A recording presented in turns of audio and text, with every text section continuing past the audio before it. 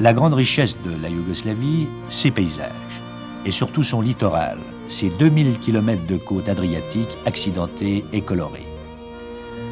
En cette période de l'année, on se prépare à recevoir l'invasion estivale des vacanciers. Les prévisions officielles chiffrent à 20 millions le nombre de touristes pour 1967, l'équivalent de la population yougoslave.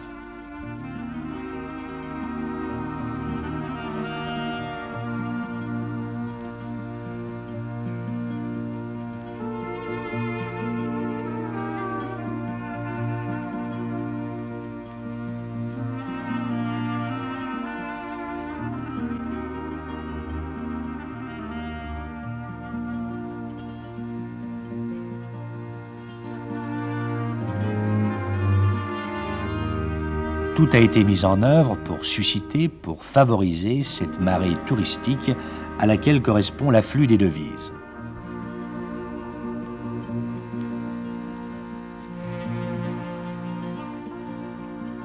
Dans les casinos, on peut risquer toutes les monnaies étrangères, seul le dinar yougoslave est interdit.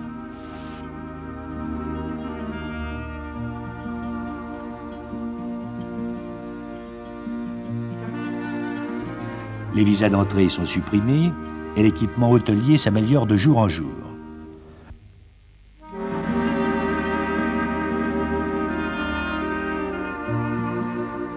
Pour servir la grande corde des estivants, on forme en hâte serveuses et garçons de restaurant.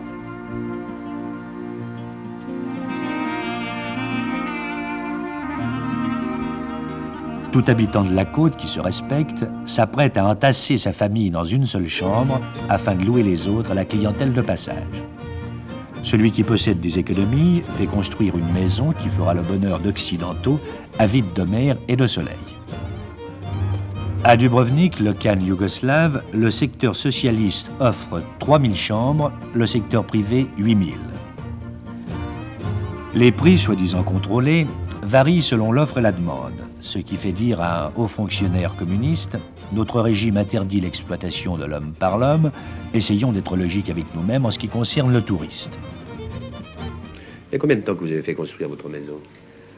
À cette maison, il y a 6 mois, 6 ans qu'il était construit. Pour la louer aux touristes? Oui, volontairement. Pourquoi non? Ça nous rapporte quelque chose? Bien sûr. Vous réussissez à la louer combien de mois par année? Certainement 3 mois, 4. Oui. Mais s'il y a des clients, on peut même 6 ou 7. Oui. Même 12. Même 12, oui, certainement. À des étrangers, bien sûr. Oui, même préférence. yougoslaves, s'ils veulent, mais ce sont plutôt les étrangers. De toutes les nationalités, belges, français, italiens, allemands, suédois. Vous avez 2 pièces en bas. Oui, et en 3 haut, chambres à coucher. coucher, avec 6 lits. Oui, et 5 cuisine, toilettes c'est ça. dans la maison. Vous avez dit que vous l'avez loué à des Américains l'année dernière. Oui. Combien par jour? Ah, ça dépend, c'est l'arrangement privé entre... Les prix sont posés par l'État à ce qui concerne les lits. Mais d'autres services, on établit directement. Enfin, n'ayons pas peur des mots, 40 $ par jour. Non, c'est exagéré, c'est exagéré. C'est pourtant ce que vous m'avez dit tout à l'heure. Non. Non, on ne dit pas Enfin, ça. 40 $ par jour, c'est pas mal. Ça fait quand même 200 francs. Ça fait 6000 francs par mois. Si on tient compte qu'un ouvrier gagne 400 francs par mois, Oui, mais... on s'en tire pas mal en louant une maison, non? Oui, mais malheureusement, ce n'est pas toute l'année. Oui. Si je comprends bien, pour vous, le capitalisme a du bon quand même, non? Nous rapporte quelque chose. Comme vous savez, Yougoslavie a des rapports amicaux avec tout le monde, alors soit pays capitaliste ou socialiste, tout le monde est bienvenu.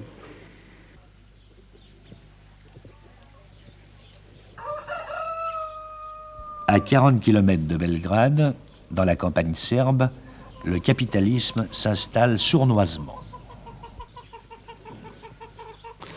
Je suis dans l'hôtellerie depuis 25 ans. J'ai eu l'habitude d'aller à l'étranger. Et j'avais l'intention, dans un pays yougoslave, d'avoir la possibilité d'ouvrir un restaurant français parce qu'il n'y en avait pas du tout. Autrement dit, vous Ça a êtes été le très bien. premier Français à avoir ouvert un restaurant ici. Exactement, je suis le premier Français à ouvrir un restaurant français. Donc vous êtes le propriétaire. dont je suis le propriétaire entier. Vous avez des employés, bien sûr. Ah, nous avons des employés. Nous avons des employés. Actuellement, nous en avons 3. Et nous avons le droit d'en avoir 5. Sans être indiscret, lorsqu'on vit dans un pays socialiste comme la Yougoslavie, comment fait-on pour les capitaux?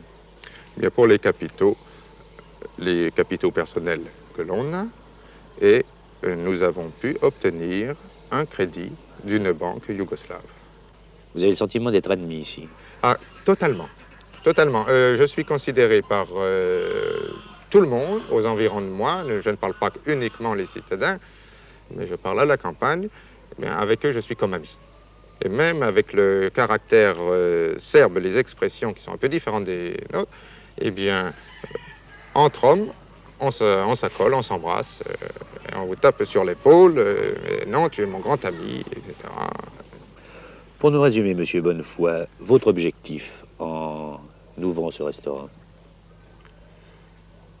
Eh bien, mon objectif, c'est ma joie de représenter notre gastronomie française en Yougoslavie, qui n'existait pas. Et comme j'ai tout le terrain, eh bien, je fais justement, c'est le bois de Boulogne, mais on se trouve comme en France. Voilà, c'est mon désir, c'est mon objet et mon plaisir. Un petit coin de France en Un pleine petit coin Yougoslavie. de France, en Yougoslavie, et pas loin de la capitale.